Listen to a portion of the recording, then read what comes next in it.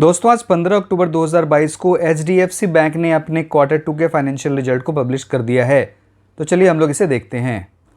ये इस कंपनी के स्टैंड अलोन फाइनेंशियल रिजल्ट और यहाँ सारे फिगर लैक्स में बताए गए हैं। मैं आपको फिगर्स को करोड़ में कन्वर्ट कर बताऊंगा एक्सेप्ट अर्निंग पर शेयर।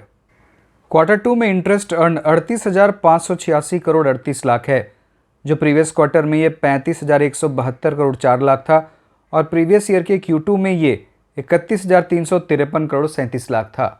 तो इंटरेस्ट अर्न में ईयर ऑन ईयर बेसिस पर 23% की बढ़त हुई है और अगर क्वार्टर ऑन क्वार्टर बेसिस पर देखें तो ये 9.7% बढ़ा है।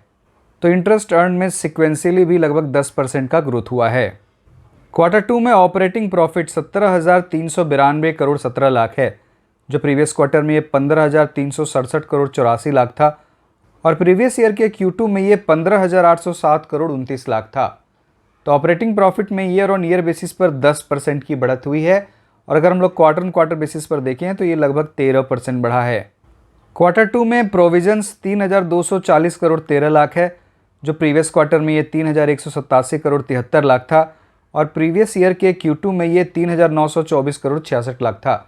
तो प्रोविजंस में ईयर ऑन ईयर बेसिस पर 17.4% की कमी हुई है, लेकिन क्वार्टर ऑन क्वार्टर बेसिस पर देखें तो प्रोविजंस 1.6% बढ़ा है।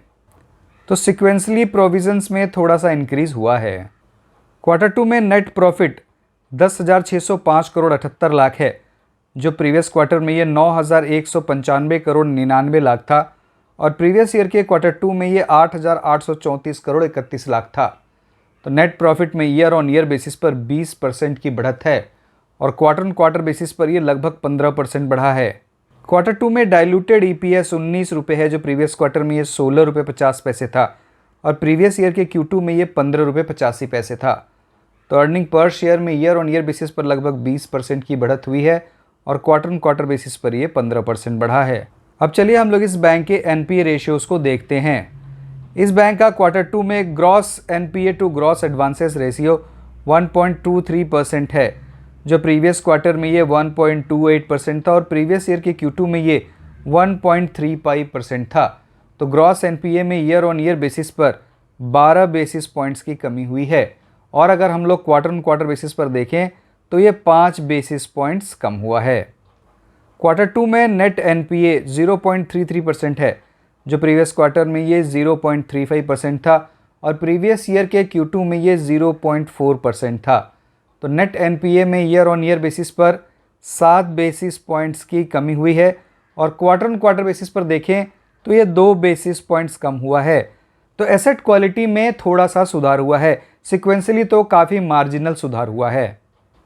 क्वार्टर 2 में इस बैंक का नेट इंटरेस्ट इनकम 21,021 करोड़ है, जो प्रीवियस क्वार्टर में ये 19,481 करोड़ था और प्रीवियस ईयर के Q2 में ये 17,684 करोड़ था। तो नेट इंटरेस्ट इनकम में ईयर ऑन ईयर बेसिस पर लगभग 19% की बढ़त हुई है और अगर हम लोग क्वार्टर ऑन क्वार्टर बेसिस पर देखें तो नेट इंटरेस्ट इनकम लगभग 8% बढ़ा है। तो दोस्तों ईयर ऑन ईयर बेसिस पर नेट इंटरेस्ट इनकम में 19% की बढ़त हुई है। और दोस्तों क्वार्टर 2 में कासा डिपॉजिट्स टोटल डिपॉजिट का 45.4% है। कासा डिपॉजिट यानी current account saving account deposits. इस बैंक का टोटल एडवांसेस भी ईयर ऑन ईयर बेसिस पर 23.4% से इंक्रीज हुआ है। तो दोस्तों मुझे इस बैंक का रिजल्ट अच्छा ही लग रहा है। तो इस वीडियो में इतना ही। अब आपसे अगले वीडियो मुलाकात होगी। बहुत बहुत धन्यवाद।